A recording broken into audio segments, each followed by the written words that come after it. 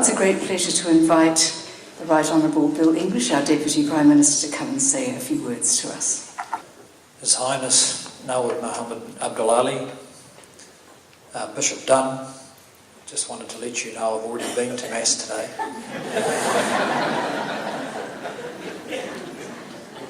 Father Tipani, Parish Priest, tēnā koutou mō te mihi, tēnā koutou, ki te whānau o Church of Christ, Amina Nui ki te ui whānui, tēnā koutou. Representatives of the Indian government, Mr. Wenceslaus Anthony, the chair of the Mother Teresa Interfaith Committee, my parliamentary colleagues, Kanwal Bakshi, Melissa Lee, Rajan Prasad, ladies and gentlemen. Can I first acknowledge to His Highness our great admiration for the incredible venture that is Greater India. A few weeks ago I had the opportunity to spend 40 minutes discussing matters of common interest with the Indian Minister of Finance. Whatever small issues we have are dwarfed by the complexities of India.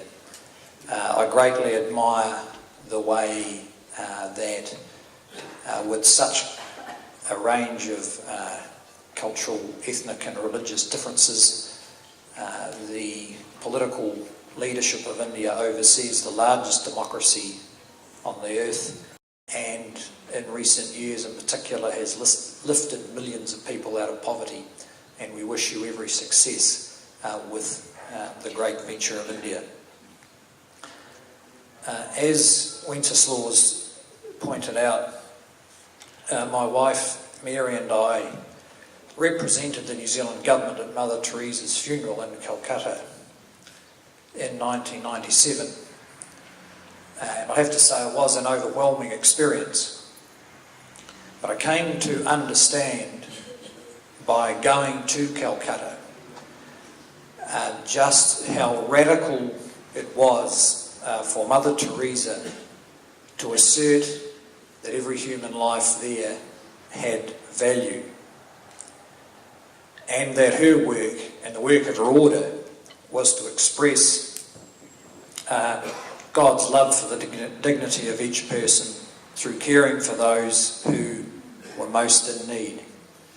Just a short visit to the city showed the obvious and overwhelming need, the pervasive poverty, illness, loneliness and sickness. To have children mobbing cars at the intersections where we stopped, streets literally littered with people sleeping, dying and struggling in their thousands. So the idea that each of those had value was far more radical than it was to say the same thing in our own country. In the face of a daily tsunami of suffering, Mother Teresa and her order brought dignity to thousands of lives because they truly believed, and they were truly tested in their belief in the dignity of each person. The funeral itself was distinguished by an amazing and probably unique display of interfaith solidarity with the participation of the many faiths of India in our own Catholic Mass. New Zealand, of course, is a far cry from Calcutta, but respect for the dignity of each person in our community does protect our most vulnerable and offers support for each person aspiring to their wonderful humanity through connection with others and participation in society. Even in our very secular society, somewhat different from India, such respect for the dignity of every person is strongly anchored, in my view, in religious belief and in aspects of the sacred that we see in human lives. Different faiths need to work together here in New Zealand to affirm the place of those religious beliefs and faith in our society. Too often the public expression of religious belief is treated with disrespect and often contempt. Criticisms which would be unacceptable if they were applied to a racial or ethnic group are sometimes tolerated when applied to religious groups. As His Highness has pointed out, religion is almost always a force for good and for the common good. Sometimes it can be used as a cloak for evil and extremism. However, our secular society is losing its ability to tell the difference between the two. And in a world which will be increasingly shaped by religious belief, it's a difference we need to understand much better. Each of us should be free to express, as we choose, those beliefs that anchor our recognition of the dignity of each person, our motivation for the care of others, and our collective contribution to the common good. So this day of remembrance for Mother Teresa, though, reminds us that it is action that shines through debate about religion. Her action was radical. And if our action follows her example, it will show the relevance of our many faiths to those who lack respect for religion. We also learn from Mother Teresa the lessons of faith. Her own description of her search for faith show that even those we admire most need the support of others to stay on the path of faith. And perhaps now she is gone, that is as much an example as her care for the poorest of the poor. Thank you on behalf of the government for the privilege of participating in this special day.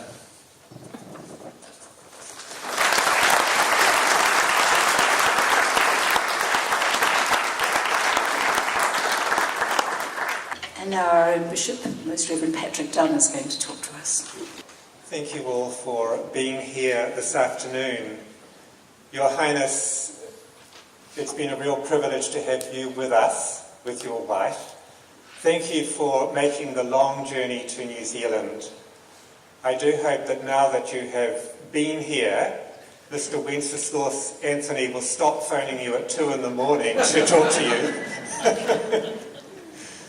Deputy Prime Minister Bill English, thank you so much too for your words. Following Ratner's dance, I was wondering what you were going to do. But it's a wonderful gesture that we gather today. We know that the world is always in a state of division, and any steps we can take to work for unity and for peace are wonderful, positive steps in the right direction.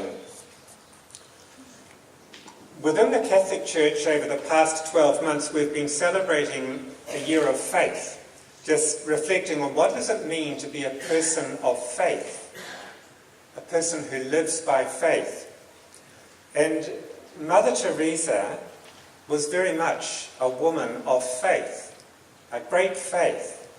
And I just want to highlight what I see as 4 great characteristics that this woman shares with people of all faiths, shares with us. The first was her amazing generosity. At the age of 18, she left her mother, her widowed mother, and her family in Macedonia and went off to Dublin with a view to going on to India with a sense that she would never return. It was lifelong. Huge generosity. She'd sensed that call, come be my light, and she would, if that was what God was asking of her, fine.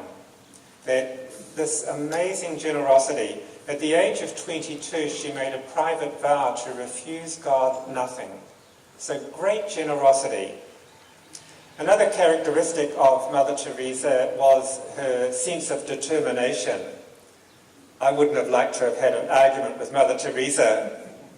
She said that to be a saint, you need to be a resolute soul, someone strong-willed, you're going to serve God, Mother would say, you've got to make a decision and stick with it courageously. The third very interesting characteristic of Mother Teresa's life, which Mr. English alluded to, was her sense of the darkness. To walk by faith, it's really for strong people. Walk by faith. Can't always see what's going on. And since her death, we've learnt about her experience of being in the darkness. That this woman who was so dedicated to God at times felt that God was not interested in her. All sounds so strange, doesn't it? And she talks of sometimes not knowing how to pray. And then she'd say, but as I walk the streets of Calcutta, I used to talk to God incessantly. So I don't know what to say, God, where are you? Which really is prayer. But, and we're told that she actually came to love the darkness. That if that was what God was asking of her, fine. The generosity, if that served God's purposes, she was perfectly happy with that. The final characteristic is her sense of joy. I notice even in the picture behind me, you can see the smile. And Mother used to say to her own sisters that if you're going to be telling people that God loves you, God loves us, make sure that your faces show it. Like have a smile on your face. So I just want to honour Mother as a woman of great faith, this generosity, determination, accepting sometimes periods of darkness, but always in that spirit of joy. For me, the great legacy of Mother Teresa is that through small acts of kindness, one can change the world. What she would say is just do them. Don't be put off by people who say, you can't save the whole world. No, but you can do something. We can all do something. And Mother would say, just do it. Just do it. Light one candle. Once again, I do thank you all for being here, and I thank the committee for this initiative in helping us to honour this wonderful woman of faith. Such an inspiration to people of all faiths in our time. Thank you. And the next item you'll see on the programme is called A Skit on Love. I gather it's a reflection on the quality of love, and it's going to be introduced to us by Mr. Kesa Rashid, who is Dean of the International College of Auckland. His Highness Prince of Orkut, Her Highness, Honourable Deputy Prime Minister, His Excellency Deputy High Commissioner of India, Honourable dignitaries and guests, best of the afternoon to all of you. It is great to be here commemorating Mother Teresa. An obvious purpose is to look back at this great peacemaker, pioneer and legend. However, we could take more than that from this event. For me, I see a great example of how one can achieve immortality. We all know and see that individuals spend and are willing to spend and give large amount of sums for visibility, name, fame, limelight, and they momentarily achieve that sometimes as well. And usually no one believes that living in isolation and doing a good cause for humanity will make them known, remembered, visible. Here is an example, folks. Mother Teresa needs no introduction. She still lives among us all and always will. I would like to also particularly acknowledge His Highness arriving here 1:30 in the morning and making here. You've done well. In fact, and from experience, the jet lag does not go away so soon. So you're more than welcome to ring Mr. Anthony every morning at 2 o'clock and see I'm here. What can I do for you? Can I also take this opportunity to make a brief announcement that His Highness, we're very privileged that he's here also to inaugurate a scholarship which we are formally doing tomorrow, and His Excellency is also going to be there as well. This is a full scholarship for one student from India each year, and scholarship is named after Winslow Anthony as a Winslow Anthony Excellence Scholarship. So that's going to be starting from this year as well. Some of our students were given an opportunity to do a brief skit. May I now invite Tracy, Maria, and Ranjit, with special thanks to Ben to help them prepare. They all represent 3 different nationalities, but they will equally commemorate Brother Teresa with us today. Thank you. Love and peace. 2 words I heard here when I entered in this building. I felt when I can see so many nationalities sitting under this roof, definitely it is here, peace and love. Before starting our poem, I would like to share a small story about Mother Teresa. Once, I wanted to donate some money, and I went in Calcutta. It is called Sisters of Charity, and I asked, where is Mother? They just pointed out a building that was really old, and she said she's at Home for Dying. I was like, what is Home for Dying? I entered in that building, and I felt a smell that was really hard to bear it, and it was so dark inside. I just went and I saw there was a patient just laying down, and he was totally naked. Mother Teresa was sitting next to him, and she was cleaning his wounds. And he was making a sound like, the sound like that comes when we feel relief after a severe pain. That was so beautiful. I couldn't stop myself. I just ran out and I puked. I went back again. I said to Mother Teresa that, Mother, I want to donate 10,000 bucks. When I offered that money, she just saw in my eyes and she smiled. And she said, son, I don't need your money. I need you to be here and help those patients. That kind of lady was she. Of course, I was not that person because I'm just 27. But yeah, when I heard this story, I felt that I was there. And this is a question for everyone. If you are at the same situation, what are you going to do? So now we are going to present a small poem in front of you. Along the dusty roads of Calcutta, with its roaring heat and dense rainfall, there is a woman stood amidst this plain with an intention of bringing love to all.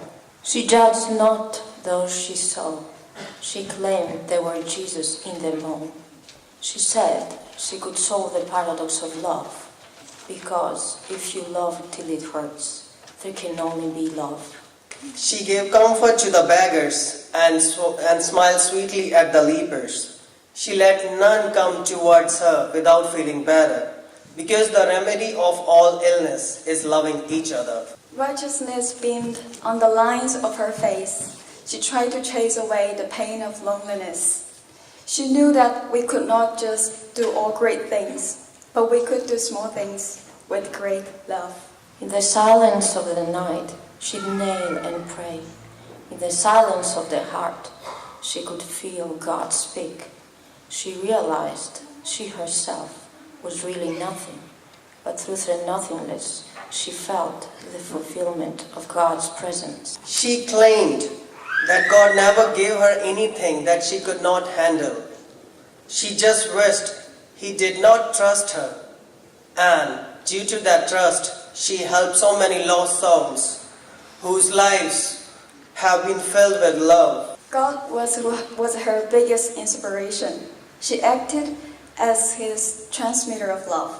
I am nothing but a pencil in God's hand, who is sending love letter to the world. Her life now acts as an inspiration to all of those who want to do good. The intention has to be right, they say. Remember, however, that God doesn't require that we succeed. Rather, He requires that we should all try. We should start by helping those who are closest to us. It is not the number that really matters, but rather it is a kind speaking word that someone who is lost all hope. because it is the simple act of kindness that is really remembered. At the end of the day, God will not ask us how many good things you did, but rather He will ask how much love did we put into what we did. Thank you.